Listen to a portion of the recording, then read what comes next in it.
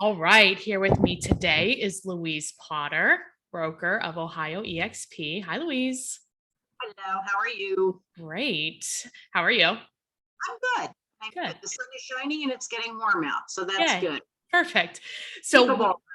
yeah, right. So, we are going to talk about, are you prepared for the market to shift?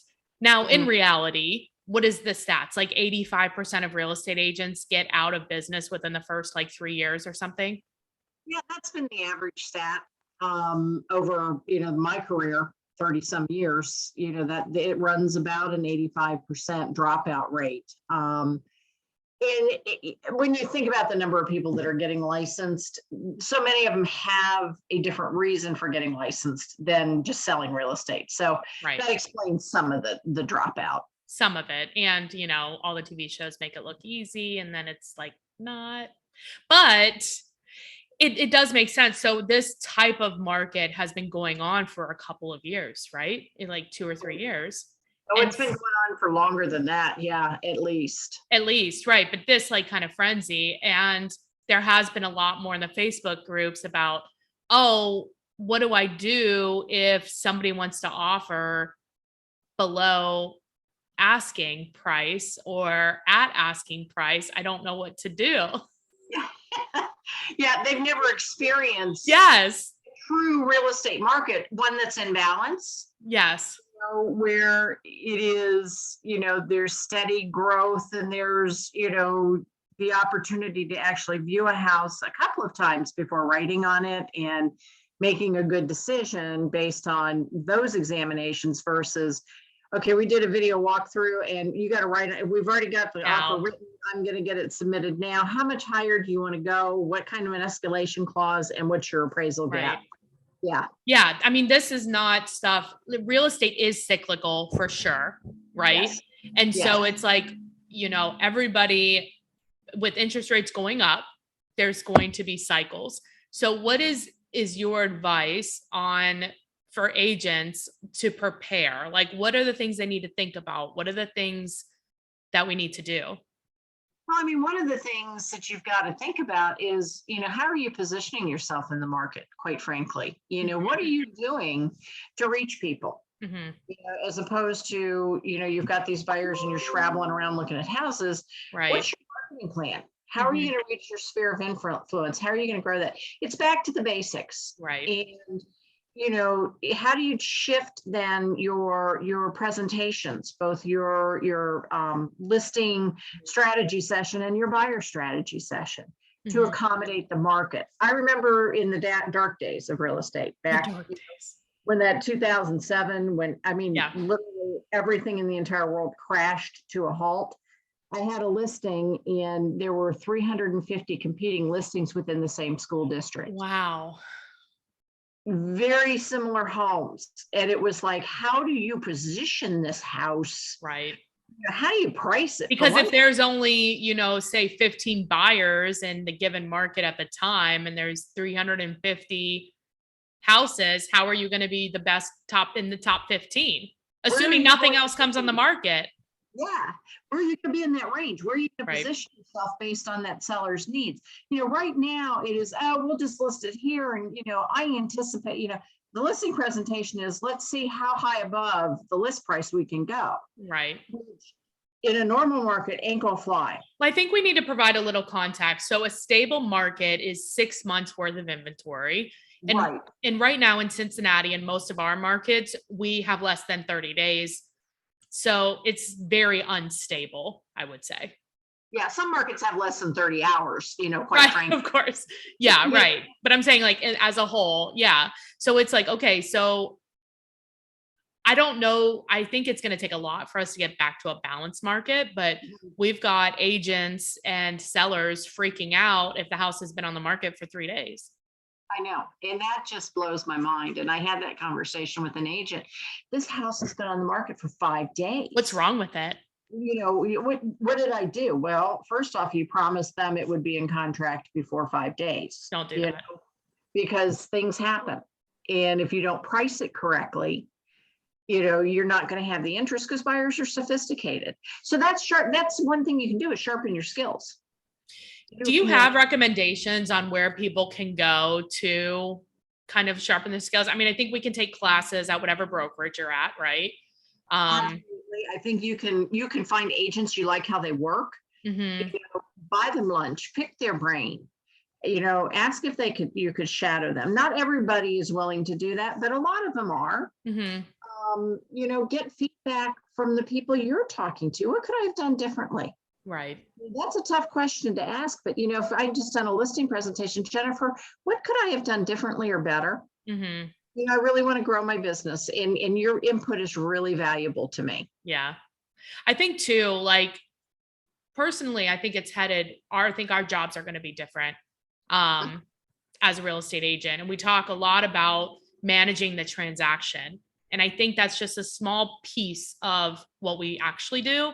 And it's going to be a smaller piece of what I think the future real estate agent will be. So I think it's also like getting involved in the board, getting Right. involved, understanding what's going on by like news sources like Inman, if Inman Mhm. News, or I like the Data Advocate because that's Saul Klein. He's the person that got real estate listings on the internet.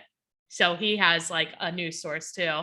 I don't know. I think it's like no more than just how to manage a transaction. Absolutely. I mean, any way you look at it, this is still a people business, Jennifer. Yeah. Years ago, the lions were coming over the hill, and technology was going to wipe us out, and all of these things were going to happen, and it never did. Right. It comes down to the service that you give people. And building that referral service is still almost 70% of our sales come through people we know. But I think also too, yes. And it's because a lot of people don't reach out to people that they don't know. But having two ways, people that of communicating, one with people that you know and one with people that you don't know, I think that makes sense. Building your sphere, absolutely. Mhm. And that's that 70%. But the problem I have is so many agents spend all their dollars seeking new business Mhm. Yeah. instead of developing their That they have. existing Right. core. And that core is going to pay you back over, the years of real estate. I'm on people's grandchildren, looking for houses. And Yeah. that's kind of cool. When they say realtor for life, that's kind of what you want to be. Right. You're not out Exactly. beating the streets developing new business. It's the friends of yours that that pick up the phone that are calling you because you've kept in touch with them. Right. And they think of you when they think of real estate. Yeah. And if you haven't touched base with any of these people, what better reason to sit down right now before the market shifts? Right. To do it. And call them. Yeah. Jennifer, I haven't talked to you in 14 years now. Gosh, how you doing? Who cares? But the reality is that most agents have only been in business for like, less than 5 years or whatever the stat is, less than 3 years. So it's like, it generally hasn't been that long and they're not waiting for your call. So it's not a problem. Well, you've got to establish yourself too as the person to call for real estate, and you're not going to do it if you don't speak to them. Right. The old rule of thumb was, 1 face-to-face contact, 2 phone contacts, and 6 mail contacts a year. That has gone up exponentially because of real estate, not real estate, because of technology and our ways of communication. But you can't just count on a text. You can't just count on an email. You've got to pick up the phone. You've got to see them face to face and establish that relationship again. Right. And now's the time to do it. Yeah. Because when things come back, slow down a little bit and come back towards what I consider a little more normal, you've got to be ready to go. Don't you think though, we're talking about a normal market, we still have an inventory issue. Like there's still not enough houses being produced to stabilize it fully. I guess that's a different podcast. Building costs have gone up. Yeah. We can't get material. We can't get supplies. You can't find workers. Yes, it is really difficult. So that's where getting referrals from people who know you, like you, and trust you are going to build a more solid business for you than people that you're finding who are calling in just to go see a house. You want to establish that base that's going to feed you no matter what you do. I don't actively market. I have people calling me, that I know all the time. Right. Right. Because they When know. last night, I want to move to, so-and-so, can you help me? Well, Yeah, let's talk. you Yeah. can. I think, okay, so step one is like kind of get your sphere, your list of people. For most people, this is at least 150 people that you know, that you're willing to make a phone call to, that you are willing to see, right? That should answer the question. If you know of somebody looking to buy or sell real estate, will you refer them to me? Right. That will Because say if the yes. answer is no, they have a sister or a cousin in real estate. That's great. I'm going to move them to my B list. Right. They're not going to hold a spot on my A list. Right. And I want about 200 names on my A list. And I learned this in a seminar a long time ago, and bless their hearts for teaching me this, but it really works. That A list is 200 people who say yes to that question. That's a great I will question. refer to you. Those people refer you, and those are the ones you keep in touch with. Hmm. Another little simple marketing plan, which I gave to a new agent the other day, which I learned in training for when I first got licensed. There was an agent, and her entire marketing plan was, based on people she knew, was getting 25 no's to the question, do you know, or I mean, she wanted 25 yeses to the, or how'd she, let me, excuse my brain. She wanted 25 yeses to the question, do you know of anybody looking to buy or sell real estate? Hmm. If she got a no, she had to keep going until she got Right. that one negated. At the end of the week, sometimes she'd be at the produce section at the grocery store talking to people. Right. Just Yeah. to get, She got 25 no's because that gave her yes, I think is what it was. Yeah, that's the way we go. Yeah. 25 yeses would be great though, too. 25 yeses would be lovely. Yeah, but that's her knowing her numbers. Yes. Yeah. And then, okay, so you have your list of 200 people. Let's say you don't have 200. Then that's when you do talk to people that you don't know to put them into that, to get to that list of 200. Make a goal of adding 5 names a week or whatever. It is. Yeah, just focus on the activities. But now's the time to start all of that, quite frankly. Yeah. Before the shift happens, and Yeah. you want to be prepared for the shift. Well, and plus our market, I mean, real estate is a 90-day cycle. So whatever you do today is going to show up in 90 days. So if you're not generating leads, you're not building your pipeline, you're going to feel it in 90 days. Exactly. And, everybody says, oh, the business is like this. Well, that's No. because, up here, we're really busy.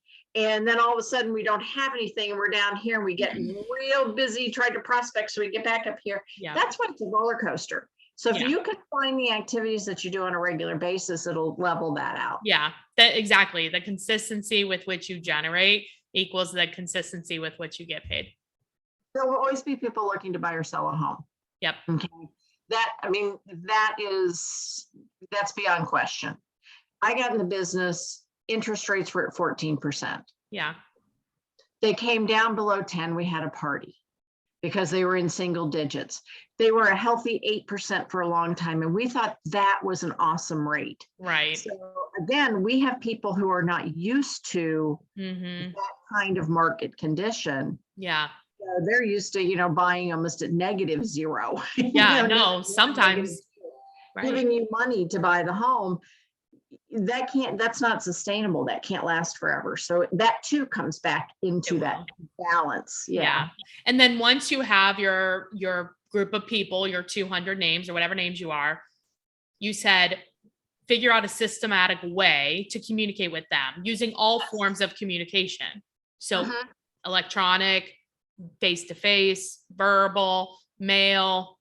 Yes, note cards, anything that you send out to, like a neighborhood for an open house or a just listed or just sold, that should go to your sphere. Yeah. Because they should see what you're doing to build your business. If Yeah. you don't have your own, I know in Ohio, other agents can, with the company, can use EXP listings to help market themselves. It becomes the royal we. We've just listed, we've just sold, as opposed to I have. Yeah. So you're creating a perception, and perception becomes reality. I think too, I have like a touch plan that I can put in our vault for people to use as like kind of a template, and then they can modify it. And it has to be, the one tip that I would add is that it has to be authentic to who you are as a person, and things that you're already kind of doing, you're naturally inclined to do. because that way, when times get tough, you're just still going to do it instead of not doing it. Right. Exactly. And you're right. It has to be you, Yes. and that was a tough lesson to learn in real estate. I always tried to play the realtor, and, Yeah. I gave up on suit jackets and, padded shoulders, but it, you have to let your personality shine through. That's what people like about you. Everybody, Exactly. there's personality types that buy homes, period, Yes. across the board. So Yes. you'll appeal to somebody, Yeah, like it's not going to work. Like it used to be, you send out recipe cards. Well, if I send out a recipe card, it's because I want you to make it and I'm coming over, right? So instead, because I don't cook, so it's like that's dumb for anybody. It's a dumb thing to do, but like maybe I could send out coupons for my favorite restaurants, or maybe, you know what I mean, or something like that. Like it has to be in, Yeah, the whole key is to do it. Just do yeah, something. just do something. Now, the recipe cards I sent for all those years, I won't take offense. My recipe for success. Oh, exactly. Well, I know, yeah, I know agents that could come to my house and eat. exactly. I do know agents that send out those cards or they give pies and stuff like that. And that's fine. But like, that's not, we don't do that. Like our client events are like, let's volunteer somewhere. And it's a place that I'm already volunteering because that's what I do. Do you know what I mean? So it's like, you just do things that you do already. Yeah. And you touched on the board. I mean, we're marketing to our sphere, but too, we're doing business with the people we work with on a daily basis. Yeah. So, volunteer at your board too, so that they know what kind of person you are. Yeah. So that when you write an offer there, oh, it's from Jennifer. Oh, good. Yeah. Thank goodness. We've got at least one good offer here. I know her. Right. Exactly. It's such a big difference. Such a big difference. Relationships are key. Yeah, they are. They really are. And it's, it all interweaves together to really build a really strong working background to build your business from, I mean, it really does, but it takes a lot of effort. People who get into this business and say, I want to make a lot of money, but I don't want to work as hard, don't expect to make a 40-hour a week, income without putting at least 40 to 60 hours into it. Yeah, agreed. Well, Louise, if people have a broker question, if they're at EXP, they can obviously use the work chat, or if they want to talk to you about like their plan, what is the best way to get a hold of you? They can either email me at louise.potter@exprealty.net. LOUISE, .POTTER@exprealty.net, or my cell phone, 614-226-6981. Great. And if people want the template of like the touch campaign, I'll put it at jennifermertlin.com/vault, or you can reach out at 513-400-1691. All right. Thanks, Louise. Thanks, Jennifer. Bye.